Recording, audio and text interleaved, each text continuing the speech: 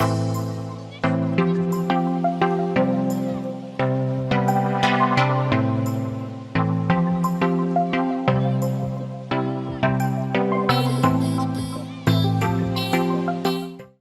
Everyone, welcome to Advait Education. मेरा नाम है अक्षय मिश्रा और आप पढ़ रहे हैं क्लास 12 फिजिक्स की सीरीज। तो प्रीवियस वीडियो में हमने क्या किया, अपना चैप्टर का बहुत सारा पार्ट कंप्लीट कर लिया जिसका नाम क्या था, इलेक्ट्रोमैग्नेटिक इंडक्शन के बारे में।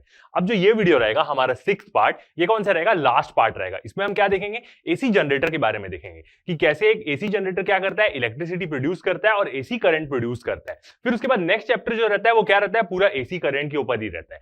और जो वर्किंग है एसी जनरेटर की, उसके जितना भी प्रिंसिपल है उसको हमें समझने की बिल्कुल भी जरूरत नहीं पड़ेगी। क्यों? क्योंकि पूरा इलेक्ट्रोमैग्नेटिक इंडक्शन में क्या है, हम पूरी वही चीज पढ़ते हुए हैं। तो यहां पे हम कुछ भी नया चीज नहीं देखेंगे, बस हम डिवाइस देखेंगे कि वो डिवाइस कैसे करंट प्रोड्यूस करती है। और मेन फंडा क्या होगा उसका, सेम एक करंट कैरिंग लूप को यदि हम क्या कर दें, मैग्नेटिक फील्ड में रख दें और उस कॉइल को क्या करें, रोटेट करें, तो उसमें क्या होगा, करंट जनरेट होगा। जैसे 4th चैप्टर में हमने देखा था कि हम उस कॉइल में क्या करते थे, करंट पास कराते थे मैग्नेटिक फील्ड में, तो उसमें क्या होता था, एक टॉर्क एक्सपीरियंस होता था। यहां पे हम क्या करेंगे, उसका उल्टा चीज करेंगे जो इस चैप्टर के हमने इंट्रोडक्शन में देखा था कि यदि करंट कैरिंग लूप में हम क्या करें, खुद से टॉर्क प्रोड्यूस कराएं मैग्नेटिक फील्ड में रख के, तो वो क्या होगा, उसके अंदर एक करंट प्रोड्यूस होगा। और वो जो करंट इंड्यूस हो रहा है वो किससे इंड्यूस हो रहा है, फैराडे की इलेक्ट्रोमैग्नेटिक इंडक्शन लॉ से ही प्रोड्यूस हो रहा है, जिसके बारे में हमने पूरा इस चैप्टर में बात करी है। तो ये टॉपिक पढ़ने के लिए हमें क्या है, कोई भी एक्स्ट्रा कंसेप्ट की जरूरत नहीं है। जितनी भी चीजें हम इस चैप्टर में पढ़ के आए वही चीजें क्या होगी, सारी यूज होगी। ये वाला कौन सा पार्ट है, हमारा 6th पार्ट है। इसके पहले हमने 5 पार्ट पढ़ लिया है इस चैप्टर में,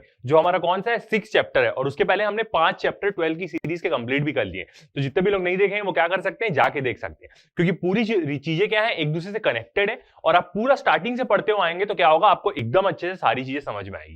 तो शुरू करते हैं अपना ये वाला लेक्चर। फर्स्ट हम देखते हैं इंट्रोडक्शन एसी जनरेटर का। एसी मतलब क्या है, ऑल्टरनेटिंग करंट, एक ऐसा करंट जो क्या करेगा, अपनी पोलैरिटी टाइम के साथ क्या करते रहता है, चेंज करते रहता है। पूरा मेन बारे में, इसके बारे में डिस्कशन हम क्या करने वाले हैं अपने इसके बाद वाला जो चैप्टर आने वाला है ऑल्टरनेटिंग करंट, उसमें हम पूरा डिस्कशन करने ही वाले हैं। और जितने भी लोग 11th में एक चैप्टर होता है ऑसिलेशंस का, उसको जो भी बहुत अच्छे से पढ़ा है तो उसके लिए क्या होगा, बहुत फायदेमंद होगा। क्योंकि वहीं से क्या रहता है, एक प्रकार का क्या है, ऑसिलेशन सिंपल हार्मोनिक मोशन से ही क्या होती है, पूरा ऑल्टरनेटिंग करंट हमें और अच्छे से समझ में आता है। तो जितने भी लोग 11th में वो चीज पढ़े होंगे उनका क्या होगा, यहाँ पे बहुत अच्छे से कंसेप्ट स्ट्रांग हो जाएगा। और जिनको नहीं भी याद है उनके लिए भी कोई टेंशन नहीं, क्योंकि मैं आपको अच्छे से तो बताऊंगा ही बताऊंगा। ठीक है, तो शुरू करते हैं अपना ये वाला लेक्चर एसी जनरेटर के बारे में। तो देखते हैं first point, N AC generator produces electrical energy from mechanical work. एक जो जनरेटर रहता है वो क्या करता है, इलेक्ट्रिकल एनर्जी प्रोड्यूस करता है, किसकी मदद से, मैकेनिकल वर्क की मदद से। आप बहुत सारे प्लांट घूमने गए होंगे या कहीं भी कोई भी पावर प्लांट जाएंगे तो वहां पे आपको दिखेगा एक बड़ा सा बॉयलर रहता है। वो बॉयलर में क्या होती है, वाटर को गर्म करके स्टीम बनाते हैं, सुपर हीटेड स्टीम बनाते हैं। फिर उस स्टीम को क्या करते हैं, एक टरबाइन में भेजते हैं। टरबाइन क्या होती है, रोटेट होती है और वो डायरेक्टली कपल रहती है किससे, जनरेटर से। तो टरबाइन रोटेट होती है तो जनरेटर रोटेट होता है, जनरेटर का अंदर का आर्मेचर, और आर्मेचर क्या होता है, मैग्नेट्स के बीच में रहता है, मतलब एकदम हाई स्ट्रॉन्ग मैग्नेटिक फील्ड के बीच में रहता है। तो जब वो आर्मेचर रोटेट होता है, मतलब एक प्रकार का क्या, आर्मेचर क्या होता है, एक कॉइल जो किसमें वाउंड है, एक कोर में वाउंड है। और हमने कॉइल और कोर के बारे में एकदम अच्छे से समझ लिया है कि वो क्या है, कॉइल क्या होगा और कोर क्या होगी, मैग्नेटिक फील्ड को और वो इंक्रीज करती है। तो जब वो आर्मेचर मतलब कॉइल एक कोर के ऊपर बंधा हुआ रोटेट होता है मैग्नेटिक फील्ड में, तो उसमें क्या होता है, करंट इंड्यूस होता है। जितने भी पावर प्लांट है सब ऐसे ही वर्क करते हैं। मतलब आपको एनर्जी जनरेट करना है तो आपके पास एक ही चारा है कि आप पानी को गर्म करें, भाप बनाएं, टरबाइन चलाएं और टरबाइन से जनरेटर चलेगा हमारे इलेक्ट्रोमैग्नेटिक इंडक्शन के प्रिंसिपल से, और क्या होगा, करंट जनरेट होगा, एसी करंट जनरेट होगा। इससे कैसे होगा उसी के बारे में हम पूरा बात करेंगे। इवन जो न्यूक्लियर पावर प्लांट्स भी रहते हैं वो भी क्या करते हैं, न्यूक्लियर एनर्जी को तो यूज करते हैं, मगर उससे भी वो एट लास्ट क्या करते हैं, पानी गर्म करके स्टीम ही बनाते हैं, क्योंकि इलेक्ट्रिसिटी प्रोड्यूस करने का यही बहुत बढ़िया तरीका है। दूसरा एक और तरीका क्या होता है, जितने भी आप देखे होंगे डैम्स देखे होंगे, वो डैम्स क्या होते हैं, सब हाइड्रो इलेक्ट्रिसिटी जिनको हम बोलते हैं, उसमें भी क्या होती है, पूरी टरबाइन चलती है, पानी ऊपर से गिरता है, टरबाइन को रोटेट करता है, टरबाइन जनरेटर से कपल्ड रहती है, और जनरेटर क्या होता है, जनरेटर के अंदर रोटेशन होती है, उससे क्या होती है, इलेक्ट्रिकल एनर्जी प्रोड्यूस होती है। तो यही चीजों के बारे में हम देखेंगे। पहले हम डिवाइस देखेंगे कि कौन ये जो डिवाइस कैसा करंट प्रोड्यूस कर रही है, एसी करंट जो हमारे पूरे घर में आता है। हमारे पूरे घर में जो भी इलेक्ट्रिसिटी सप्लाई होती है वो डीसी करंट नहीं होता, वो पूरा ऑल्टरनेटिंग करंट होता है। तो वो देखेंगे पहले डिवाइस के बारे में इस चैप्टर के एंड में, इलेक्ट्रोमैग्नेटिक इंडक्शन के एंड में। फिर जो नेक्स्ट चैप्टर रहेगा उसमें हम पूरा उस करंट के बारे में बात करने लग जाएंगे कि वो करंट कैसा है। तो जो एक जनरेटर रहता है वो क्या रहता है, मोटर का ही अपोजिट रहता है। आप देखे होंगे आपके घर में खिलौने होते हैं, उनमें बहुत सारी मोटर्स लगे रहती है, वो सब क्या करती है, उसमें आप करंट देंगे तो वो आपको एक रोटेशनल एनर्जी प्रोवाइड करती है, चक्का चलने का या कुछ भी चीज करने का। यहां पे क्या है, जस्ट एक उल्टा अपोजिट रहता है जनरेटर उसका। जनरेटर को यदि हम रोटेशन देंगे, रोटेशनल एनर्जी देंगे, तो वो क्या करेगा, रोटेशनल एनर्जी मतलब क्या, एक प्रकार से मैकेनिकल एनर्जी जो टरबाइन के थ्रू मिलेगी उसको, तो वो क्या करेगा, हमें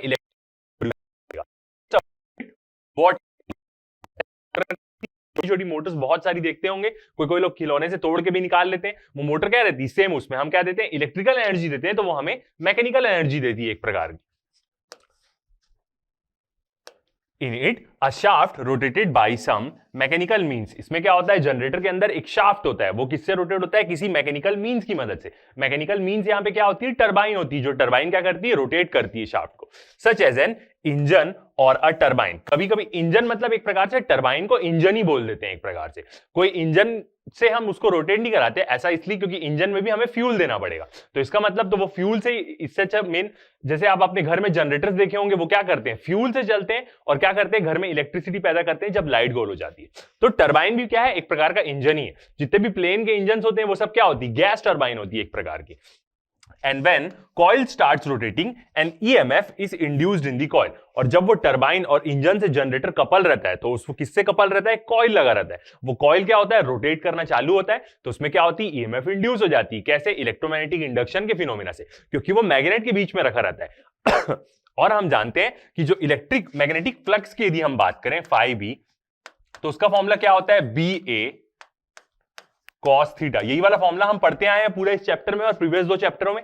तो फ्लक्स चेंज करेंगे तो करंट इंड्यूस होगा, मतलब एक ईएमएफ इंड्यूस होगी मैग्नेटिक फील्ड में। मैग्नेटिक फ्लक्स चेंज करेंगे तो अब इसके 3 तरीके हैं, या तो मैग्नेटिक फील्ड चेंज करें, मैग्नेटिक फील्ड को बार बार चेंज करते रहे, एरिया चेंज करें, कॉइल को बड़ा छोटा करते रहे, या अगला तीसरा तरीका एंगल चेंज करते रहे, मतलब थीटा। तो वो कॉइल क्या करता है, एंगल चेंज करता है। जब वो रोटेट होता है तो उसका थीटा बार बार वेरी करते रहता है। थीटा बार बार वेरी करता है तो इसका मतलब मैग्नेटिक फ्लक्स चेंज होता है, और जब भी मैग्नेटिक फ्लक्स चेंज होगा किसी भी कॉइल का, तो उसमें एक ईएमएफ या एक करंट इंड्यूस होगा ही होगा। यही हम पूरा इस चैप्टर में पढ़ते हुए आए।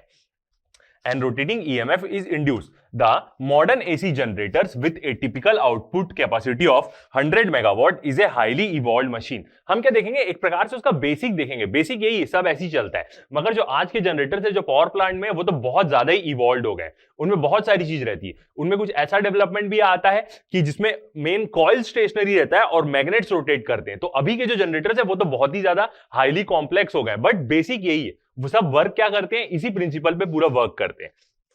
The Yugoslav inventor Nikola Tesla is credited with the development of this machine. ये जो कंट्री का नाम है, कंट्री अब साइबेरिया में हो गई है, और इसका मेन क्रेडिट किसको जाता है, निकोला टेस्ला को जाता है। किसका, इस मशीन को इन्वेंट करने का। और ऑब्वियसली बात है, हम देखें पूरा मैग्नेटिक फील्ड के बारे में पढ़े हैं, तो उसकी जो यूनिट है टेस्ला, उसका भी क्रेडिट किसको जाता है, निकोला टेस्ला को ही जाता है। तो निकोला टेस्ला को पूरा क्रेडिट जाता है इस मशीन को क्या करने का, इन्वेंट करने का। ठीक है, आगे बढ़ते हैं। अब यदि प्रिंसिपल पे बात करें तो प्रिंसिपल क्या होगा, एक एसी जनरेटर का प्रिंसिपल क्या होगा, electromagnetic induction. It is based on the phenomena of electromagnetic induction. जो क्या बोलता है, इलेक्ट्रोमैग्नेटिक इंडक्शन, यदि किसी भी कॉइल का मैग्नेटिक फ्लक्स चेंज होगा, तो मैग्नेटिक फ्लक्स चेंज होने के कारण क्या होगा, वो एक ईएमएफ इंड्यूस करेगा। वो ईएमएफ वो क्यों इंड्यूस करेगा, वो चाहेगा ही नहीं कि उसके अंदर का फ्लक्स चेंज हो, और फ्लक्स चेंज हुआ तो वो अपने अंदर एक ईएमएफ इंड्यूस करेगा और एक करंट इंड्यूस होगा। इसी के बारे में हमने चैप्टर के स्टार्टिंग में पढ़ा है, Faraday law of electromagnetic induction में। और जो भी करंट या ईएमएफ इंड्यूस होती है, उसका डायरेक्शन हमने किन 2 चीजों से पढ़ा है, लेंसेस लॉ से और फ्लेमिंग्स राइट हैंड रूल से। तो यही है हमारा electromagnetic, which states that whenever magnetic flux linked with a conductor और अ कॉइल, जब भी मैग्नेटिक फ्लक्स का मतलब क्या होता है कि कितनी number of magnetic field lines वहां से पास हो रही है। हमने मैग्नेटिक फील्ड लाइंस की प्रॉपर्टी के बारे में भी एकदम अच्छे से देखा है। एक प्रकार का वो क्लोज लूप बनाती है, मैग्नेट के बाहर नॉर्थ से साउथ जाती है, मैग्नेट के अंदर साउथ से नॉर्थ जाती है। तो जब भी कहीं पे भी कोई भी कॉइल में मैग्नेटिक फील्ड लाइंस जा रही है और वो मैग्नेटिक फील्ड लाइंस टाइम के साथ चेंज होगी, मतलब number of field lines change होने लग जाएगी, मतलब फ्लक्स चेंज होने लग जाएगा, मैग्नेटिक फ्लक्स। तो क्या होगा, एक कंडक्टर बोले, मतलब एक वायर बोले, या एक कॉइल बोले। कॉइल क्या होता है, कंडक्टर का ही पूरा, वायर का ही पूरा बंधा हुआ रहता है वो।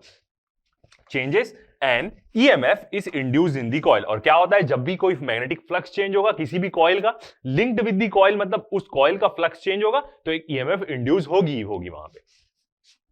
ठीक है, आगे बढ़ते हैं। तो ये है इसका प्रिंसिपल। आगे देखते हैं अब मेन पार्ट्स के बारे में कि क्या क्या मेन पार्ट्स रहते हैं, क्योंकि ये भी आपको पूछता है, जब भी आपको थ्योरेटिकल क्वेश्चन पूछेगा तो आपको पूरा डिस्क्राइब करना पड़ेगा मेन पार्ट्स के बारे में। तो main parts of AC generator, चार ठो मेन चीज होती है। फर्स्ट हमारा आर्मेचर। आर्मेचर क्या होता है? आर्मेचर जो अंदर वाला हिस्सा जो रोटेट करता है वो दो चीजों से बना रहता है। एक तो जो कॉइल पूरा वाउंड रहता है, और किसके ऊपर वो वाउंड रहता है? एक कोर के ऊपर, सॉफ्ट आयरन कोर के ऊपर। जितने भी कॉइल वाउंड्स होते हैं वो क्या होते हैं? एक प्रकार के उनके ऊपर इंसुलेटेड लेयर्स लगे रहती है। क्यों? ताकि वो आपस में शॉर्ट ना करें। हम चाहते हैं कि करंट पूरा गोल घूम के उससे जाए, तभी वो एक प्रकार का क्या कहलाएगा? कॉइल कहलाएगा। और एक सॉफ्ट आयरन कोर के ऊपर उनको हम क्या करते हैं? बाउंड करके रखते हैं, मतलब बांध के रखते हैं। क्यों ऐसा? क्योंकि हमने देखा है सॉफ्ट आयरन कोर क्या करती है? मैग्नेटिक फील्ड को इंक्रीज करती है। ऐसा क्यों होता है? प्रीवियसली हमने प्रीवियस चैप्टर में यही बात करी है कि जब भी मैग्नेटिक फील्ड लाइंस किसी सॉफ्ट आयरन कोर से पैरामैग्नेटिक या फेरोमैग्नेटिक सब्सटेंस से पास होगी तो वो क्या करती है? उसको मैग्नेटाइज कर देती है। अब जब वो सब्सटेंस मैग्नेटाइज हो गया तो वो क्या करेगा? मैग्नेटाइज होने के बाद अपनी खुद मैग्नेटिक फील्ड जनरेट करने लग जाएगा। तो ओवरऑल मैग्नेटिक फील्ड में क्या होगा? एड अप होगा और मैग्नेटिक फील्ड इंक्रीज हो जाएगी। तो आर्मेचर किसका बना रहता है? Rectangular coil ABCD। अब कॉइल कैसा भी हो सकता है, रेक्टेंगुलर शेप का भी हो सकता है, सर्कुलर शेप का भी हो सकता है। A rectangular coil ABCD consisting of large number of turns of copper wire. Large number of turns मतलब उसकी जो N की वैल्यू है वो क्या रहती है? बहुत ज्यादा रहती है। बहुत सारे टर्न्स रहते हैं उसमें, क्योंकि जितना ज्यादा टर्न्स रहेंगे उतना ज्यादा क्या होगा? फ्लक्स लिंकेज, और उतना ज्यादा फ्लक्स चेंज हमें ज्यादा मिलेगा। एक टर्न, दो टर्न ऐसा हम कंपेयर करें तो एक टर्न से ज्यादा बहुत सारे टर्न्स में फ्लक्स चेंज ज्यादा मिलता है। वाउंड ओवर ए सॉफ्ट आयरन कोर। किसके ऊपर बंधे रहते हैं? ये एक सॉफ्ट आयरन कोर के ऊपर बंधे रहते हैं। हम अपने जो डायग्राम में देखेंगे बेसिक वाला, उसमें हमने एक रेक्टेंगुलर कॉइल यूज किया है। कोई कोई कॉइल सर्कुलर भी हो सकते हैं, कोई फर्क नहीं पड़ता, इफेक्ट वैसी रहेगा उसका। Is called armature. The soft iron core is used to increase the magnetic flux. Soft iron core क्यों यूज होती है? ताकि मैग्नेटिक फ्लक्स इंक्रीज करे। मैग्नेटिक फ्लक्स इंक्रीज करे इसका मतलब मैग्नेटिक फील्ड इंक्रीज करेगा, मैग्नेटिक फील्ड लाइंस को वो इंक्रीज करेगा। फ्लक्स मतलब वही होता है, मैग्नेटिक फील्ड लाइंस होती है। सेकंड देखते हैं, सेकंड क्या है? Field magnets. फील्ड मैग्नेट्स मतलब बीच में तो आर्मेचर रहेगा ही, मतलब कोर के ऊपर वायर माउंट्स, और उसके कोने में क्या रहेंगे? दोनों मैग्नेट्स रहेंगे, नॉर्थ पोल और साउथ पोल के। Field magnets two pieces of strong electromagnets. Generally बहुत सारी जगह इलेक्ट्रोमैग्नेट्स भी होते हैं या नॉर्मल मैग्नेट्स भी हम यूज करते हैं। दो प्रकार के क्या रहते हैं? मैग्नेट्स लगे रहते हैं उसके बाजू में। तभी वो क्या करेंगे? अपनी फील्ड लाइंस ट्रांसफर करेंगे नॉर्थ से साउथ, और बीच में कॉइल रोटेट होगा तो वो फ्लक्स चेंज होगा, उसमें करंट इंड्यूस होने लग जाएगा। Slip rings. The end of the coil ABCD are connected to two hollow metallic rings R1 और R2। जो कॉइल का एंड होता है वो क्या रहता है? दो रिंग से कनेक्टेड रहता है। वो रिंग भी क्या करती है? रोटेट करती है। तो वो क्या होगा? एक प्रकार में एक ही टाइम में क्या होगा? दोनों रिंग्स कांटेक्ट में आएगी। ठीक है, इसको हम डायग्राम में देखेंगे स्लिप रिंग्स के बारे में। और फोर्थ चीज क्या है? Bushes. B1 B2 are two flexible metal plates और carbon rods. They are fixed and kept in slight contact with R1 R2। B1 R1 के साथ कनेक्टेड रहेगा, R2 B2 के साथ कनेक्टेड रहेगा। ठीक है, अब ये चारों चीजों को हम क्या देखते हैं? डायग्राम में देखते हैं कि डायग्राम कैसा रहेगा। तो ये देख सकते हैं एक प्रकार का बेसिक डायग्राम किसका? एक एसी जनरेटर का। बीच वाला कॉइल है हमारा, ये जो व्हाइट वाली डॉटेड लाइंस दिख रही है ये क्या है? एक प्रकार का कॉइल है। इसमें क्या है? पूरा वाउंड है ABCD, और रेक्टेंगुलर ही वाउंड है तो पूरा वैसा ही एरिया बना रहा है वो बांधने के कारण। ठीक है, अंदर में जो आपको ऑरेंज रंग का दिख रहा है ये क्या है? एक प्रकार की सॉफ्ट आयरन कोर है, इसी के ऊपर वो पूरा बंधा हुआ है। सॉफ्ट आयरन कोर क्या करेगी? Magnetic field, magnetic flux increase करेगी, और ये पूरा कॉइल है उसके ऊपर। ठीक है, बाजू में क्या है? दो फील्ड मैग्नेट्स लगे हुए हैं, नॉर्थ पोल और साउथ पोल। अब फील्ड लाइंस मैग्नेट के बाहर कैसे जाती है? नॉर्थ से साउथ। तो ये जो पिंक वाला आपको दिख रहा है वो एक प्रकार से मैग्नेटिक फील्ड का डायरेक्शन दिख रहा है आपको, नॉर्थ से साउथ जाने का, ताकि हम करंट का डायरेक्शन यहां पे बता पाए। बीच वाला जो आपको ब्लू वाला दिखेगा वो एक्सिस ऑफ रोटेशन है, इसी में वो रोटेट होगा। तो क्या होगा? जो हमारा फॉर्मूला रहता है फ्लक्स चेंज करने का, phi is equal to BA cos theta. तो यहां पे क्या है? मैग्नेटिक फील्ड फिक्स्ड है, एरिया भी कॉइल का फिक्स्ड है, मगर क्या है? रोटेट होगा वो बीच में। तो थीटा यहां पे क्या होगा? बार बार चेंज होगा। थीटा चेंज होने के कारण फ्लक्स चेंज होगा। यही इलेक्ट्रोमैग्नेटिक इंडक्शन बोलता है। फ्लक्स चेंज हुआ तो इस कॉइल में करंट इंड्यूस होने लग जाएगा। अब जो हमने स्लिप रिंग्स देखी तो आप देख सकते हैं ये दो येलो रंग की स्लिप रिंग्स हैं। ये भी क्या होगी? इसके साथ रोटेट होगी। ठीक है, एक टाइम में जो S1 है वो क्या है? B1 से कनेक्टेड। आप यहां पे कनेक्शन देख रहे होंगे ऐसा, और जो S2 है वो क्या है? B2 से कनेक्टेड है। अब जब ये रोटेट होगा तो यहां पे इसका कनेक्शन टूट जाएगा, मतलब वो दोनों बार में एक बार इससे कनेक्ट होगा, एक बार इससे कनेक्ट होगा, ऐसा। क्योंकि जब करंट फ्लो होगा तो यहां पे क्या होगा? ऑल्टरनेटिंग करंट फ्लो होगा। एक बार वो यहां से ऐसे करंट फ्लो कराएगा, एक बार वो ऐसे करंट फ्लो कराएगा। मतलब पोलैरिटी चेंज होते रहेगी करंट की, रिवर्स होते रहेगा करंट। एक बार करंट ऐसे फ्लो किया, एक बार करंट ऐसे फ्लो किया, तो वो क्या करेगा, एक प्रकार से एक ऑल्टरनेटिंग करंट यहां पे वो क्या करता है, जनरेट करता है। बीच वाला पोर्शन हमारा क्या हो गया, आर्मेचर हो गया, और बुशेस क्या हो गए हमारे B1 B2। नीचे में क्या लगा हुआ है, एक रेजिस्टेंस लगा हुआ है, मतलब एक प्रकार का लोड रखा हुआ है, जहां पे भी हम इस करंट को क्या करेंगे, यूज करेंगे। और कैसा यहां पे करंट प्रोड्यूस हो रहा है, ऑल्टरनेटिंग करंट प्रोड्यूस हो रहा है। कैसे हम देखेंगे उसकी इक्वेशन। इसलिए ऑल्टरनेटिंग करंट प्रोड्यूस हो रहा है, तो उसका जो वोल्टेज होगा, उसकी जो ईएमएफ होगी, उसको हम क्या बोलते हैं, ऑल्टरनेटिंग ईएमएफ बोलते हैं। ठीक है। अब यहां पे ये जो करंट का हम डायरेक्शन देखें, तो करंट का डायरेक्शन हम किससे यू देख सकते हैं, फ्लेमिंग राइट हैंड रूल से। मैंने आपको प्रीवियस लेक्चर में बताया है कि जब भी आप इंड्यूस करंट का, इलेक्ट्रोमैग्नेटिक इंडक्शन के कारण जो करंट इंड्यूस हो रहा है, उसका आपको डायरेक्शन देखना है, तो आप राइट हैंड रूल यूज करेंगे फ्लेमिंग्स का। और प्रीवियस चैप्टर में फोर्थ और फिफ्थ में जब भी हमें फोर्स देखनी थी एक चार्ज के ऊपर, कंडक्टर के ऊपर, मैग्नेटिक फील्ड में, तो उसमें हम कौन सा यूज करते थे, लेफ्ट हैंड रूल यूज करते थे। तो यहां पे इंड्यूस करंट का डायरेक्शन देखें तो ये वाले देखते हैं, ए बी में और सी डी में देखते हैं। तो ए से बी जा रहा है, यदि ये दो अपन उसमें देखें, और यहां पे क्या है, सी से डी जा रहा है, तो इसको हम कैसे देख सकते हैं, राइट हैंड रूल से। राइट हैंड रूल से यदि हम मैग्नेटिक फील्ड का डायरेक्शन देखें यहां, ओके, तो इसका रोटेशन ठीक करते हैं और अच्छे से, ताकि हमें डायरेक्शन और अच्छे समझ में आए। तो अब ये कैसा रोटेट कर रहा है, ऐसा रोटेट कर रहा है, ऐसा। इसका मतलब जो ये वाला पोर्शन है, ये बाहर तरफ आएगा आपकी तरफ, और जो ए बी है वो क्या जाएगा, अंदर की तरफ जाएगा। यहाँ पे ये अंदर की तरफ, तो ये सीडी पोर्शन बाहर की तरफ आ रहा है, तो इसलिए डॉट से हम इसको मेजर कर रहे हैं, जैसे फील्ड लाइंस को हम मेजर करते थे। और ये क्रॉस मतलब हम एरो का पीछे वाला हिस्सा दिख रहे हैं, मतलब ये कहां जा रहा है, अंदर की तरफ जा रहा है। अब हम यहाँ पे राइट हैंड रूल से डायरेक्शन देखें, तो ये अंदर की तरफ जा रहा है, तो थंब अंदर की तरफ, अपनी फोर फिंगर मैग्नेटिक फील्ड के डायरेक्शन में, तो ये क्या दिखाएगा, हमें करंट का डायरेक्शन दिखाएगा। सॉरी, ये बाहर की तरफ आ रहा है, ये डॉट, तो ये बाहर का डायरेक्शन हुआ। आपके तरफ का डॉट मतलब क्या है, एक एरो का हम सामने का हिस्सा देख रहे हैं, तो इसका मतलब वो आपकी तरफ आ रहा है। तो डॉट ऐसा, मैग्नेटिक फील्ड का डायरेक्शन, तो हमारी जो मिडिल फिंगर है वो क्या देगी, करंट का डायरेक्शन देगी। तो ये हो गया करंट का डायरेक्शन। बी ए के लिए बात करें, क्रॉस मतलब हम एक एरो का पीछे वाला हिस्सा देख रहे हैं, मतलब ये पोर्शन अंदर जा रहा है, तो थंब ऐसी मैग्नेटिक फील्ड क्या जा रही है, उस जगह में जा रही है, तो ये हमारा करंट का डायरेक्शन। तो आप देख सकते हैं ऐसा यहां पे और ऐसा यहां पे, तो ये मिडिल फिंगर जो है वो क्या देगी, करंट का डायरेक्शन देगी। तो ऐसे हम क्या कर सकते हैं, यहां पे फ्लेमिंग्स राइट हैंड रूल से डायरेक्शन बता सकते हैं। ठीक है, आगे बढ़ते हैं। अब देखते हैं इसकी थ्योरी, वर्किंग और डेरिवेशन के बारे में, कि कैसे हम क्या करेंगे, डिराइव करेंगे इसको। तो theory and working. As the armature coil is rotated in uniform magnetic field, जैसे ही हम आर्मेचर के कॉइल को रोटेट करते हैं यूनिफॉर्म मैग्नेटिक फील्ड में, the angle theta between the field and normal to the coil changes continuously. जो angle theta है, ये थीटा एंगल किस पे बनता है, एक जो सरफेस है, सरफेस का क्या रहता है, एरिया वेक्टर रहता है, एन कैप। जैसे मैं सरफेस को जैसे घुमा रहा हूं, अब ये पेन को देख सकते हैं, उसका क्या है, ये एरिया वेक्टर, उसका डायरेक्शन शो कर रहा है। और मैग्नेटिक फील्ड के साथ ये कौन सा एंगल बना रहा है, तो वो ऐसा बनाएगा थीटा। तो जब भी इस कॉइल को मैं ऐसे से रोटेट करूंगा, तो इसका area vector magnetic field lines के साथ क्या करेगा, अपना एंगल चेंज करेगा। तो उसी कारण क्या होगा, जो एंगल है एरिया वेक्टर के बीच में या कॉइल के सरफेस के बीच में, जैसे हम फ्लक्स में पढ़ते हैं, पूरा वही चीज, वो क्या होगा, बार बार चेंज होगा। Therefore magnetic flux link with the coil changes, और जो मैग्नेटिक फ्लक्स लिंक रहेगा कॉइल्स के साथ, वो चेंज होगा, क्योंकि क्या होता है उसका formula, phi is equal to A B cos theta. Cos theta change होगा तो फाई चेंज होगा, and EMF is induced in the coil. तो उसी कारण क्या होने लग जाएगी, एक ईएमएफ इंड्यूस होने लग जाएगी कॉइल में, फैराडे इलेक्ट्रोमैग्नेटिक इंडक्शन फिनोमिना के कारण। According to Fleming's right hand rule, current induced in the AB is from A to B and from CD is and C to D in CD, जो अभी हमने direction के बारे में बात करी। इन external circuit current flows from B2 से B1। External circuit में बात करें तो करंट कैसे फ्लो होगा, B2 से B1 तक, B2 से B1 तक एक्सटर्नल सर्किट में करंट फ्लो होगा, क्योंकि यहां से ऐसे आ रहा है, ऐसे जा रहा है और फिर ऐसे जा रहा है, और फिर यहां से ऐसे अगली बार पोलैरिटी चेंज कर देगा तो फिर वापस ऐसा फ्लो होगा, क्योंकि अल्टरनेटिंग करंट वैसे ही होता है, थोड़ा आधा पॉजिटिव भाव में बहता है, आधा नेगेटिव भाव में बहता है। ठीक है, अब क्या करते हैं, इसको डिराइव करते हैं कि हम जो करंट प्रोड्यूस होता है उसको हम कैसे कैलकुलेट कर सकते हैं। ठीक है, तो पहले हम क्या मानते हैं, अपनी कुछ कंडीशन मानते हैं। टू कैलकुलेट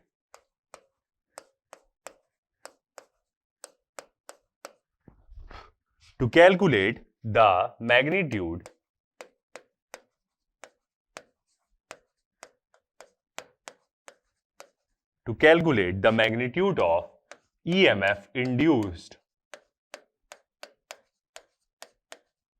जो भी ईएमएफ इंड्यूस हो रही है उसको कैलकुलेट करने के लिए कुछ टर्म मानते हैं। लेट फर्स्ट हम अपनी क्या मानते हैं, आई, जो क्या रहेगा हमारा, जो भी क्या है करंट फ्लो कर रहा है, तो आई क्या होगा हमारा। ओके, और एक टर्म मान लेते हैं, पहले हम ले लेते हैं एरिया ऑफ द कंडक्टर।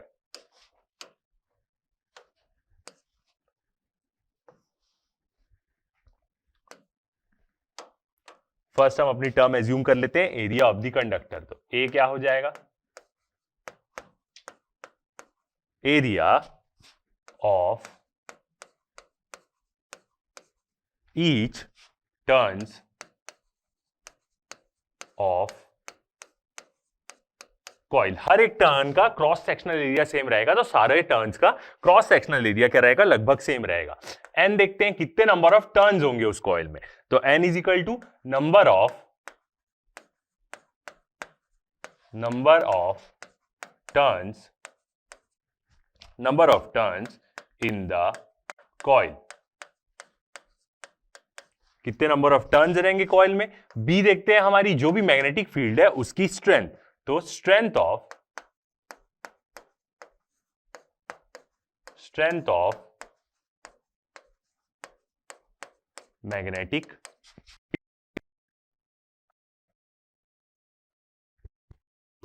और दोनों के बीच का जो एंगल है वो क्या हो जाएगा, थीटा। किन दोनों के बीच का एंगल होगा, ये एरिया वेक्टर और मैग्नेटिक फील्ड के बीच का वेक्टर, तो थीटा क्या हो जाएगा, एंगल बिटवीन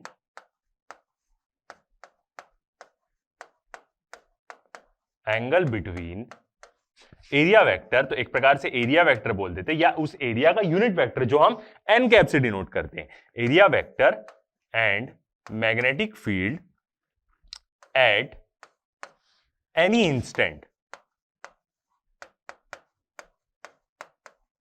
एनी इंस्टेंट मतलब अब यहां पे क्या रहेगा, कॉइल तो कंटिन्यूअसली रोटेट करते रहेगा, तो हम कैसे कैलकुलेट करेंगे, तो हम किसी भी पल उसको रोक के उसका कैलकुलेट करेंगे, कंडीशन कितना करंट उसमें प्रोड्यूस हो रहा है, किसी भी पल, वो कोई भी पल हो सकता है, चाहे वो उस समय थीटा कोई भी एंगल हो। तो ऐसे में हम क्या लिखते हैं, इंस्टेंटेनियस इक्वेशन यूज करते हैं, तो एनी इंस्टेंट टी, क्योंकि वो कॉइल तो कंटिन्यूअसली रोटेट कर रहा है, हमें उसके बारे में एनालिसिस करना है, तो कैसे करेंगे, तो किसी भी पल उसको रोक के हम किसी भी इंस्टेंट में हम क्या करेंगे, उसको लेंगे। तो मान लेते हैं एक इंस्टेंट में कोई भी थीटा हो, ये थीटा की कुछ भी वैल्यू हो सकती है, 0 डिग्री भी हो सकता है, 90 डिग्री भी हो सकता है, 180 डिग्री भी हो सकता है, कुछ भी हो सकती है वैल्यू, ठीक है।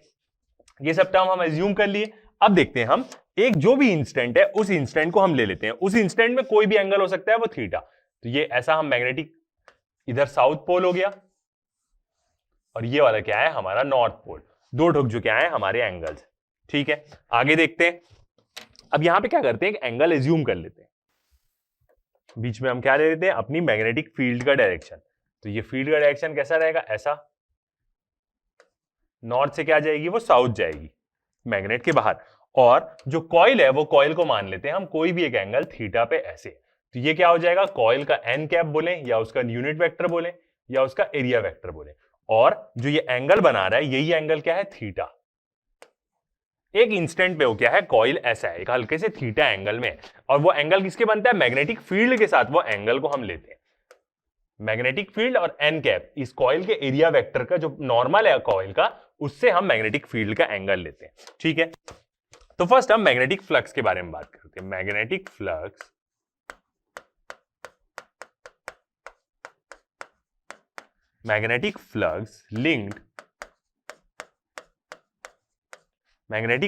linked with the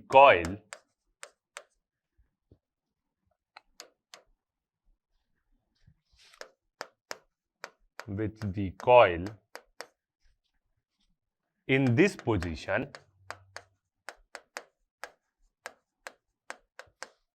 magnetic flux जो क्या रहेगा, कॉइल के साथ लिंक्ड रहेगा इस पोजीशन पे, या बोले हम एट दिस इंस्टेंट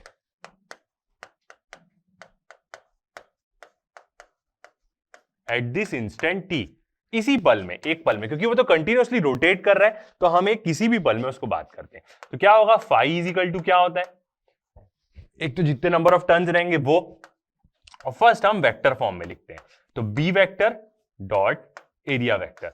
क्या है, ये दो वेक्टर का डॉट प्रोडक्ट है, तो क्या होगा, बी ए कॉस थीटा ही आएगा, ऑब्वियस सी बात है, यही चीज तो हम पूरा पढ़े, तो क्या आ जाएगा, ये N B A cos theta, वो थीटा क्या है, कोई भी इंस्टेंट का कोई भी एंगल हो सकता है, ठीक है।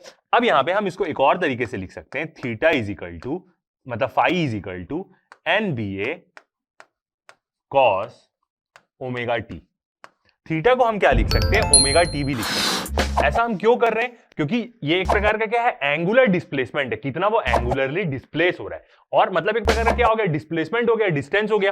तो सेम यदि हम फॉर्मूला देखें तो क्या होता है हमारा, speed is equal to distance upon time, एकदम बेसिक फॉर्मूला। वो स्पीड किसके लिए है, जो चीज सीधा चल रही है, जो चीज ट्रांसलेट कर रही है, सीधा सीधा मोशन कर रही है। यदि कोई चीज घूम रही है तो वो फॉर्मूला वहां भी अप्लाई होगा, तो वहां पे स्पीड क्या हो जाती है, ओमेगा हो जाता है।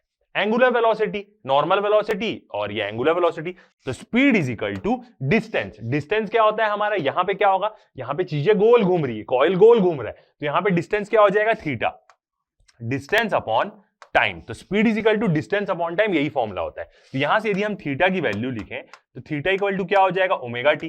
तो ऐसा बोल सकते हैं बिल्कुल, तो इसलिए थीटा की हम क्या करते हैं, वैल्यू पुट कर देते हैं। एक प्रकार के जब भी कहीं एंगुलर मोशन होते रहता है, ओमेगा टी, तो इससे उसी इंस्टेंट का क्या मिल जाएगा, हमें एंगल मिल जाएगा, ठीक है, ओके। अब आगे देखते हैं कंडीशन। अब क्या होगा जब कॉइल रोटेट करेगा, तो देखते हैं, एस coil rotates, जब कॉइल रोटेट करेगा तो थीटा क्या होगा, चेंज होगा, theta changes, the magnetic flux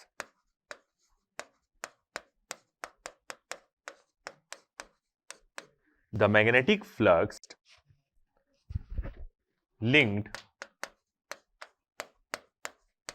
with coil changes। जैसे जैसे थीटा चेंज होगा, जो भी फ्लक्स की वैल्यू है, फाई की वैल्यू है, मैग्नेटिक फ्लक्स फाई बी इसको हम बोलते हैं, या हम सीधा नॉर्मल फाई लिख दे रहे हैं, या फाई बी भी बोल सकते हैं, या सीधा फाई, क्योंकि यहां पे इलेक्ट्रिक फील्ड के बारे में तो कोई चर्चा हो नहीं रही है, तो सिर्फ मैग्नेटिक फ्लक्स ही होगा। तो जैसे जैसे थीटा चेंज होगा उस हिसाब से क्या होगा, फ्लक्स चेंज होगा। अब जैसे जैसे फ्लक्स चेंज हो रहा है, फ्लक्स चेंज हुआ, इसका मतलब ईएमएफ इंड्यूस हो जाएगी, हेंस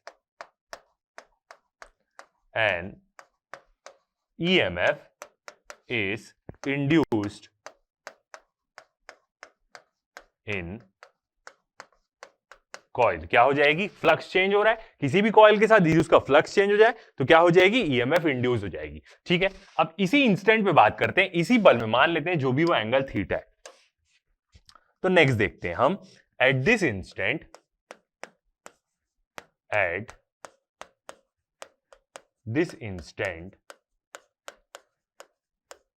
इसी पल की जब हम बात कर रहे हैं तो यहां पे क्या हो जाएगा, E इज इक्वल टू क्या हो जाएगा, phi d phi by d t. और क्या रहता है, एक और जो इंड्यूस ईएमएफ रहती है उसका साइन क्या रहता है, माइनस रहता है, क्योंकि वो क्या करती है, हमेशा अपने अंदर के फ्लक्स के चेंज को अपोज करती है।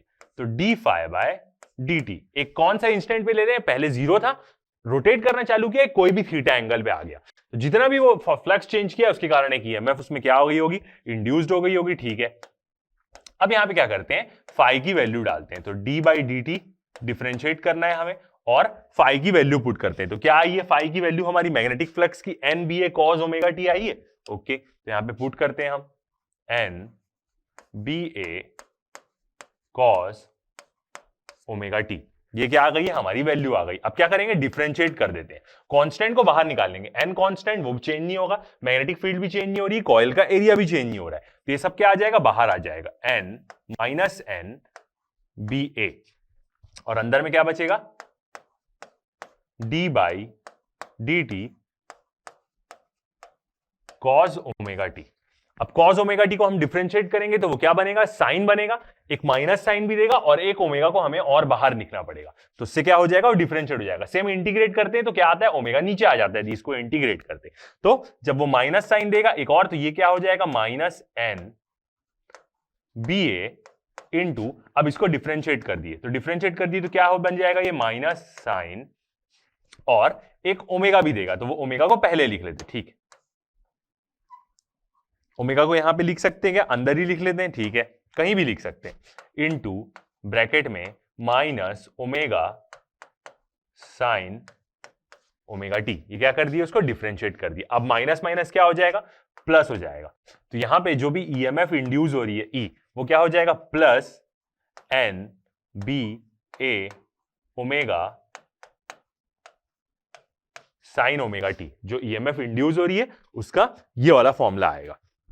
ठीक है, अब सिर्फ ये एन बी ए ओमेगा देखें तो ये एक प्रकार से क्या है, उस ईएमएफ की क्या है, मैक्सिमम वैल्यू हम इसको बोल सकते हैं। क्यों, क्योंकि इससे इतने ही टर्म में हमें क्या मिल रहा है, यदि हम मान लेते हैं कि वहां पे थीटा क्या हो जा रहा है, एकदम बड़ा हो जा रहा है, मतलब जिसमें हमें कंडीशन मिल रही है, तो ये जो पूरी वैल्यू है एन बी ए ओमेगा, इसको हम क्या बोलते हैं, मैक्सिमम वैल्यू बोलते हैं। ठीक है, तो यहां पे देखें,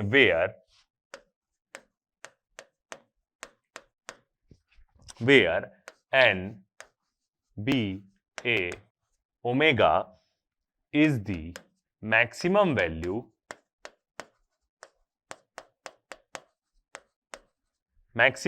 अब वो मैक्सिमम वैल्यू अपनी कंडीशन में आएगी, cos थीटा है तो 90 डिग्री में आ जाएगी, 90 डिग्री में क्या हो जाएगी, वैल्यू 1 हो जाएगी, तो उसकी क्या हो जाएगी, पूरी वैल्यू हमारी वो हो जाएगी। तो NBA sin NBA omega is the maximum value of, condition देखना पड़ेगा कि कौन से थीटा में मैक्सिमम वैल्यू हो रही है, तो सिर्फ एनबीए आएगा, थीटा वाली टर्म क्या हो जाएगी, ये पूरी टर्म जीरो हो जाएगी हमारी। जीरो में देख सकते हैं साइन की वैल्यू है तो ईएमएफ, और इसी को हम क्या बोलते हैं, यही जो ईएमएफ हमारी इंड्यूस हुई है इसी को हम बोलते हैं maximum value of the EMF, मतलब ये वाली पूरी टर्म, और इसी टर्म को हम बोलते हैं पीक ईएमएफ।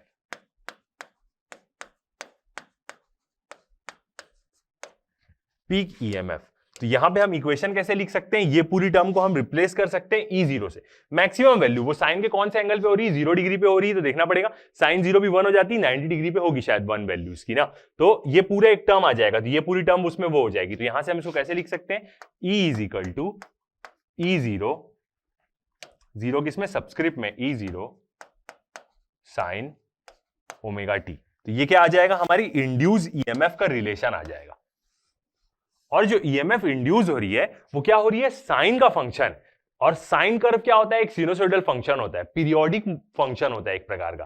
पीरियोडिक मोशन का मतलब जो मोशन अपने आप को रिपीट करता है, जैसे अर्थ का जो मोशन है सन के अराउंड, वो एक पीरियोडिक मोशन है, क्योंकि वो हर एक साल में अपना चक्कर कंप्लीट करता है। ऐसा नहीं कि अगला साल जब वो रोटेट करेगा तो ज्यादा टाइम ले ले, तो जब भी टाइम पीरियड सेम रहता है तो वो पीरियोडिक फंक्शन रहता है। तो ये एक पीरियोडिक फंक्शन तो है ही, और एक सिनुसोइडल फंक्शन भी, जो क्या करता है, जीरो से शुरू होगा, मैक्सिमम वैल्यू में जाएगा, और ऐसे से करके अपना कर्व वेरी करेगा। तो इसी का हम क्या देखेंगे, कर्व देखेंगे। तो यहां पे यदि हम मैक्सिमम वैल्यू के बारे में बात करें, वो कहां पे होगी, यही जो वैल्यू है वो कहां पे ऑकर होगी, विच ऑकर्स एट, कब होगा, जब ओमेगा टी क्या होगा, प्लस माइनस 1 होगा, प्लस माइनस 1, मतलब कौन कौन सी वैल्यू में आ जाएगा देखते हैं। साइन को यहां पे देखें कि साइन कौन सी वैल्यू में 1 आता है, तो हम देख सकते हैं साइन 90 डिग्री 1 होता है। तो मतलब जो थीटा में, जब थीटा 90 डिग्री होगा तो ये वैल्यू क्या हो जाएगी, पूरी वो हो जाएगी, मतलब सिर्फ एन बी ए ओमेगा रहेगा, ये वाली टर्म नहीं रहेगी। इसलिए हम इस पूरी वैल्यू को क्या ले लिए, पीक वैल्यू ले लिए। तो साइन 90 डिग्री की बात करें तो उसकी वैल्यू 1 होती है, और दूसरा -1 कहां पे मिल सकता है हमें, साइन 270 डिग्री में वैल्यू हमें क्या मिल जाएगी, -1 मिल जाएगी। तो ये दो वैल्यू, दो पोजीशन पे क्या होगा, हमें पीक वैल्यू मिलेगी, इसकी जो इंड्यूस ईएमएफ हो रही है। बाकी अगले पूरे टाइम पीरियड में क्या होगी, उसकी वैल्यू चेंज होते रहेगी, इससे बड़ी वैल्यू हमें नहीं मिलेगी। ठीक है, तो इसलिए हम क्या बोल सकते हैं, E is equal to E0 sine omega t, और ये दोनों, ये पूरी वैल्यू E0 की वैल्यू क्या होगी हमारी, NBA ओमेगा। ठीक है, आगे देखते हैं। जो मैक्सिमम वैल्यू है E0, उसकी वैल्यू क्या होगी, NBA ओमेगा। ये क्या है, एक पीक वैल्यू, जो भी उसका ईएमएफ इंड्यूस हो रहा है। ठीक है, अब यहां पे एक और चीज देखें, कंडीशन। तो यहां पे जो भी ईएमएफ जनरेट हो रही है उसकी पोलैरिटी क्या होते रहेगी, चेंज होते रहेगी। द पोलैरिटी ऑफ ईएमएफ, मतलब जो भी वोल्टेज जनरेट हो रहा है, चेंजेस विथ टाइम, मतलब पॉजिटिव नेगेटिव यहां पे क्या होते रहेगा, चेंज होते रहेगा। कब पॉजिटिव रहेगा हमारा, मतलब मैक्सिमम वैल्यू जब पॉजिटिव रहेगा, तो मैक्स वैल्यू देखें तो मैक्स वैल्यू कब आएगी? जब थीटा क्या हो जाएगा? 90 डिग्री रहेगा, कॉइल का एंगल और मैग्नेटिक फील्ड का एंगल। और मिनिमम वैल्यू देखें जो क्या हो सकती है? नेगेटिव भी हो सकती है, होगी ही नेगेटिव वैल्यू। उसकी वैल्यू वो कब आएगी? 270 डिग्री में, क्योंकि जब इसकी वैल्यू क्या आ रही? -1 आ रही। तो वही 0 से 1 फिर 0 फिर -1 ऐसे ही क्या करेगी? ईएमएफ की वैल्यू यदि हम यहां पे देखें तो वेरी करेगी, सामने बस उसका एम्पलीट्यूड मैक्सिमम वैल्यू बस देखनी पड़ेगी। तो जैसे जैसे फ्लक्स चेंज होगा, और यहां पे क्यों ऐसा मैक्स और मिनिमम वैल्यू आ रही है? क्योंकि as flux change in this points are greater. इन दोनों पॉइंट्स में क्या होगा? सबसे ज्यादा फ्लक्स चेंज होगा। एक में फुल आएगा, पार कराएगा, और एक कुछ नहीं कराएगा। तो हम यहां से क्या बोल सकते हैं कि जो करंट प्रोड्यूस होगा इस ऐसी ईएमएफ के कारण, वो करंट भी क्या होगा? ऑल्टरनेटिंग करंट होगा। तो हम क्या बोल सकते हैं? ऑल्सो करंट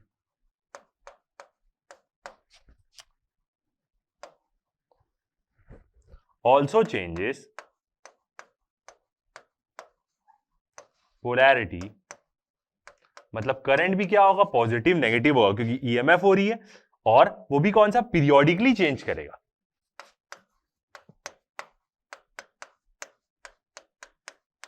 पीरियोडिकली का मतलब ये होता है कि उसका टाइम पीरियड फिक्स रहेगा। हर एक जो वेव है उसका टाइम पीरियड फिक्स रहेगा। जब भी वो मतलब अपना पॉजिटिव नेगेटिव वो सेम अपने एक टाइम से चेंज करेगा। तो जो करंट है, ऐसे करंट को हम क्या बोलते हैं? जो अपनी पोलैरिटी चेंज करे। The current is called alternating current.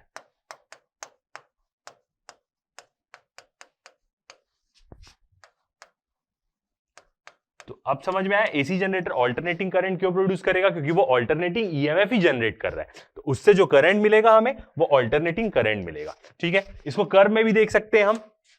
अब यहां पे जो ओमेगा देखें, जो हमने ओमेगा की यहां पे वैल्यू देखी है, वो ओमेगा क्या है? यहां पे एंगुलर वेलोसिटी, या बोल सकते हैं हम एंगुलर फ्रीक्वेंसी भी बोलते हैं। और इसका फॉर्मूला क्या होता है? ओमेगा इक्वल टू क्या होता है? 2π/f होता है। तो फ्रीक्वेंसी और एंगुलर फ्रीक्वेंसी के बीच का क्या है? ये रिलेशन। तो यहां से हम ओमेगा से 2π डिराइव कर दे तो क्या मिल जाएगी? जो करंट जनरेट हो रहा है उसकी हमें फ्रीक्वेंसी भी मिल जाएगी। यहां पे फ्रीक्वेंसी मतलब किसकी है? ये एक प्रकार से ये एंगुलर फ्रीक्वेंसी या ये फ्रीक्वेंसी, तो ये फ्रीक्वेंसी वो कॉइल के रोटेशन की है। ठीक है, अब यदि हम इसको डायग्राम में देखें कि कैसा ये जो प्रोड्यूस होगा वो, तो उसको भी हम देख सकते हैं। ऐसा कर्व बनाए हम, और इधर पे क्या ले लेते हैं हम? अपनी ई वाई एक्सिस में, जो क्या है? हमारी इंड्यूस ईएमएफ। जो भी ईएमएफ क्या हो रही है? इंड्यूस हो रही है। और यहां पे हम क्या देखें? उसका टाइम पीरियड देखें कि समय के साथ वो कैसे चेंज हो रही है। तो इसका कर्व हमें कैसे बनेगा? ऐसा। ये क्या होता है? एक ऑल्टरनेटिंग करंट क्या होता है? ऐसी रहता है, और अलग अलग टाइम पे देखते हैं। ठीक है, तो फर्स्ट वाला क्या होगा? फर्स्ट वाला 0, जब शुरुआत होगा रोटेट करना, एक बार उसकी वैल्यू बढ़ेगी वोल्टेज की, फिर एक बार वैल्यू कम हो जाएगी, नेगेटिव में बढ़ेगी, मैक्स हो जाएगी, फिर उसके बाद उसकी वैल्यू कम हो जाएगी। तो अलग अलग टाइम पे देखें तो ये क्या होगा? t/4 टाइम, मतलब 1/4 टाइम पे देखें। और यहां का यदि हम एंगल देखें रेडियन में, तो इसको हम क्या बोलते हैं? π/2 रेडियन में। π/2 का मतलब क्या है? ये क्या हो गया हमारा? 90 डिग्री। तो जब थीटा क्या होगा? 90 डिग्री होगा, तो उसकी मैक्सिमम वैल्यू हमें मिलेगी। फिर उसके बाद जब अगला आएगा, तो अगला ये कौन सा आ गया? ये आ गया हमारा 180 डिग्री। 180 डिग्री टाइम देखें कितना पास हुआ है? तो यहां पे 1/4 और, तो t/2 टाइम पास हो जाएगा यहां पे, मतलब आधे टाइम में जितना भी हो रहा है। टोटल टाइम पीरियड क्या होगा? t होगा इसका। टोटल हर एक साइकिल बनाने में वो कितना टाइम लेगा? t टाइम लेगा। ठीक है, यहां पे यदि हम एंगल रेडियन में देखें तो कितना हो जाएगा? पाई हो जाएगा। फिर बीच में एक और टाइम आएगा जब उसकी नेगेटिव में मैक्सिमम वैल्यू रहेगी, उसको हम बोलते हैं 3t/4 टाइम। कैसे? 1/2 से 1/4 प्लस कर दिए। यहां का एंगल देखें हम रेडियन में, तो एंगल होता है 3π/2 ये रेडियन में। इसका मतलब कितना होगा? डिग्री में देखेंगे तो 270 डिग्री। तो हमने देखा 270 डिग्री में उसकी मिनिमम वैल्यू आ रही है, तो ये ऐसे उसकी 270 डिग्री में मिनिमम वैल्यू। और यहां लास्ट एंगल क्या हो जाएगा हमारा? 2π। 2π मतलब 180 डिग्री टाइम t पे। 2π मतलब कितना? 360 डिग्री। यहां पे 180 डिग्री में क्या आया? आधा आया पाई में। तो एक साइकिल उसकी बनी, अब ऐसे ही साइकिल कंटिन्यूअसली बनते रहेगी, जितनी उसकी फ्रीक्वेंसी रहेगी उतनी ये साइकिल बनते रहेगी। जैसे हमारे घर में जो एसी करंट आता है उसकी 50 हर्ट्ज फ्रीक्वेंसी रहती है, तो ऐसी साइकिल कितने बार बनती है, एक सेकंड में 50 बार ऐसी साइकिल बनती है जो हमारे घर में ऑल्टरनेटिंग करंट आता है। ठीक है, आगे बढ़ते हैं, स्टेटमेंट में देखते हैं हम। तो इन कमर्शियल जनरेटर्स जो क्या होते हैं, जो ओरिजिनल इलेक्ट्रिसिटी प्रोड्यूस करते हैं, the mechanical energy required for rotation of the armature is provided by water falling from the height dams. जितने भी डैम्स होते हैं उनमें पानी क्या रहता है, ऊंचाई से गिरता है और वो टरबाइन को चलाता है, तो वही टरबाइन क्या करती है, फिर जनरेटर चलाती है। These are called hydro electric generators. तो जितने भी डैम लगे रहते हैं वो डैम कैसे बिजली पैदा करते हैं, इसी कंसेप्ट से बिजली पैदा करते हैं, और उनको क्या बोलते हैं हम, हाइड्रो इलेक्ट्रिक जनरेटर्स बोलते हैं, क्योंकि वो जनरेटर्स को कौन चलाती है, टरबाइन चलाती है, हाइड्रो इलेक्ट्रिक टरबाइन।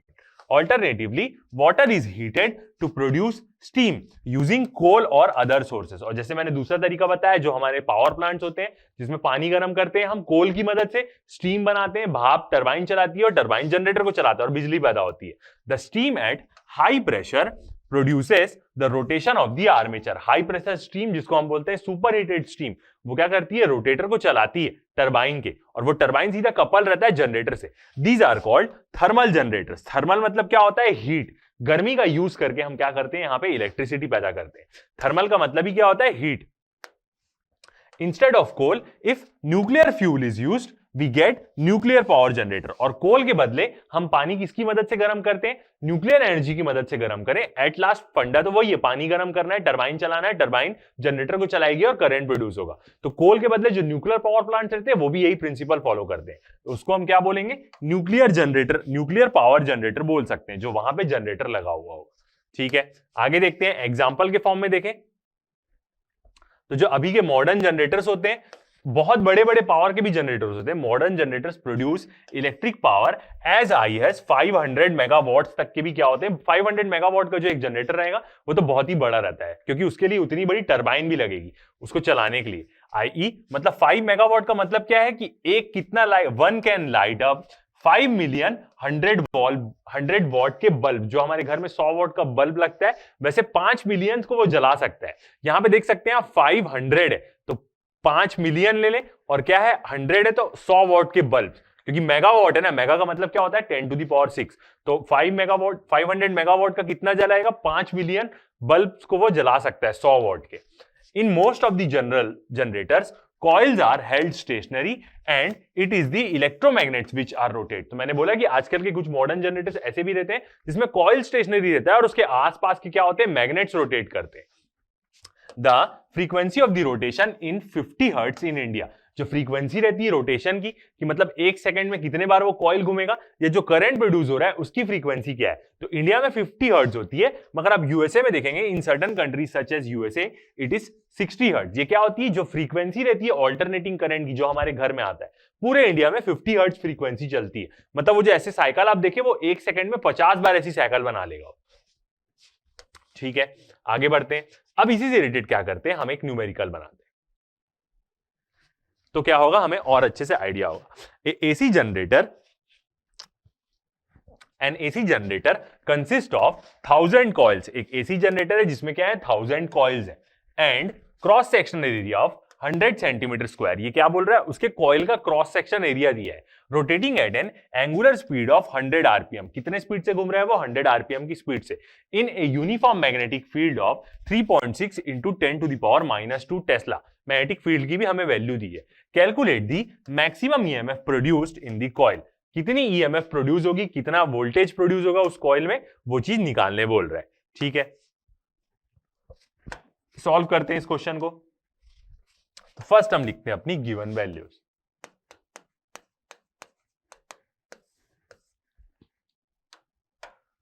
क्या क्या दिया हुआ है हमें, नंबर ऑफ टर्न्स दिया है कॉइल के 1000 टर्न्स।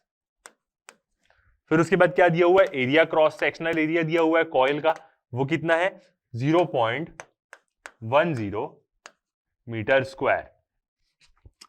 फ्रीक्वेंसी दिया हुआ है, फ्रीक्वेंसी कितनी बोल रहा है 0.5 हर्ट्ज।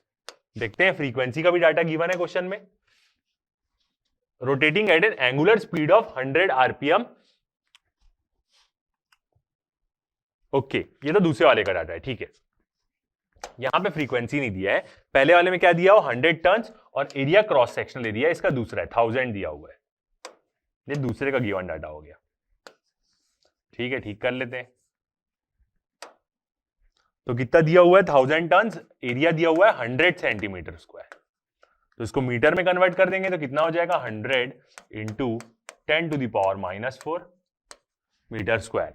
और क्या डाटा दिया हुआ है, फ्रीक्वेंसी दी हुई है, यहां पे क्या बोल रहा है वो 100 आरपीएम बोला है, कॉइल कितने स्पीड से रोटेट कर रहा है, होती है पर सेकंड में कितना रोटेट कर रहा है। तो यहां पे हम क्या करेंगे, इसको 100/60 कर देंगे मिनट में, तो ये क्या हो जाएगा आरपीएस, रोटेशन पर सेकंड। ये आरपीएम है, वो आरपीएस, तो यही क्या हो जाएगा फ्रीक्वेंसी। तो इसी को हम क्या बोल सकते हैं, और हर्ट्ज भी बोल सकते हैं। तो 100/60 क्या हो जाएगी, इसकी फ्रीक्वेंसी हो जाएगी। और मैग्नेटिक फील्ड गिवन है, मैग्नेटिक फील्ड कितनी है 3.6 इंटू 10⁻⁻² टेस्ला। निकालने क्या बोला है हमें, टू फाइंड कितनी ईएमएफ इंड्यूस हो रही है इस जनरेटर में। ठीक है, सॉल्व करते हैं इसको। ये क्या दिया हुआ है, पूरा हमें गिवन वैल्यूज गिवन है।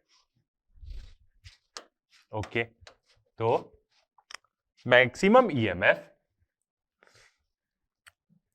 टू फाइंड ई मैक्स बोला है। ओके, एक बार और क्वेश्चन चेक करते हैं, मैक्सिमम ईएमएफ बोला है कि नॉर्मल ईएमएफ बोला है। Calculate the maximum EMF produce, maximum EMF produce करना है तो ठीक है, एंगल का कोई टेंशन नहीं लेना है। तो ये क्या दिया हुआ है हमें, ई मैक्स निकालने। तो मैक्सिमम ईएमएफ का क्या फॉर्मूला होता है, हम देखें, एंगल उसमें हट जाएगा, एंगल वाली पूरी टर्म। तो मैक्सिमम ईएमएफ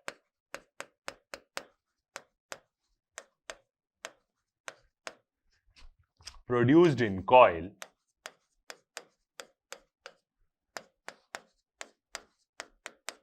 क्या होगा उसका formula, E is equal to N B A omega. यही होगा, एंगल का कोई टर्म ही नहीं आएगा, क्योंकि क्या है मैक्सिमम ईएमएफ मतलब हमने क्या देखा, E0 वैल्यू देखा जो उसकी पीक वैल्यू होगी, और कहां पे होगी, ये साइन 90 डिग्री पे होगी, मतलब वो अपना एंगल क्या होगा 90 डिग्री के एंगल में होगा उसमें। ठीक है, यहां पे वैल्यू पुट करते हैं हम। नंबर ऑफ टर्न्स कितना दिया हुआ है हमें, 1000 दिया हुआ है। मैग्नेटिक फील्ड की वैल्यू है हमारी 3.6 इंटू 10⁻⁻² गिवन है। ओके, और क्या दिया हुआ है, एरिया, एरिया है हमारा 100 इंटू 10⁻⁻⁴। अब ओमेगा निकालना है फ्रीक्वेंसी से। तो ओमेगा और फ्रीक्वेंसी के बीच में क्या रिलेशन होता है, omega is equal to 2πf होता है। तो यहां पे क्या आ जाएगा, 2π इंटू 100/60, यही हो जाएगा, दिख रहा है। ठीक है, तो इसी को हम सॉल्व करेंगे तो हमें क्या मिल जाएगी, मैक्सिमम ईएमएफ की वैल्यू मिल जाएगी। मैंने भी सॉल्व करके देखा है, आप भी सॉल्व करेंगे, एग्जैक्ट वही वैल्यू आएगी। जैसे हम इसको सॉल्व करेंगे तो हमारी मैक्सिमम ईएमएफ की वैल्यू आ जाएगी 3.76 वोल्ट। तो इतनी क्या हो रही होगी उसमें, ईएमएफ प्रोड्यूस हो रही होगी 3.76 वोल्ट। ये आ गया हमारा आंसर। ओके, आगे बढ़ते हैं, नेक्स्ट क्वेश्चन देखते हैं।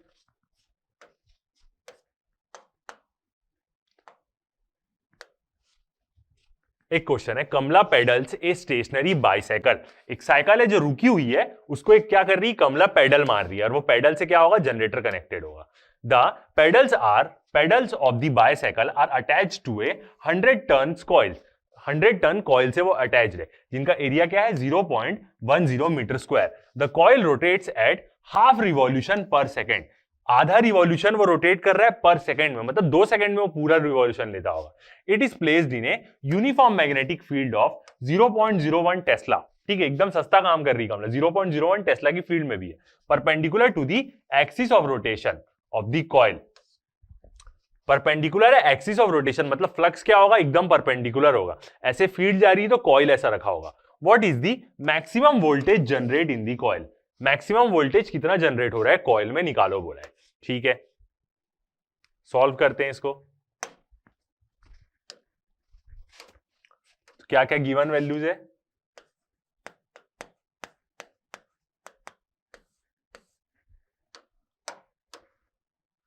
यहां पे नंबर ऑफ टर्न्स दिया है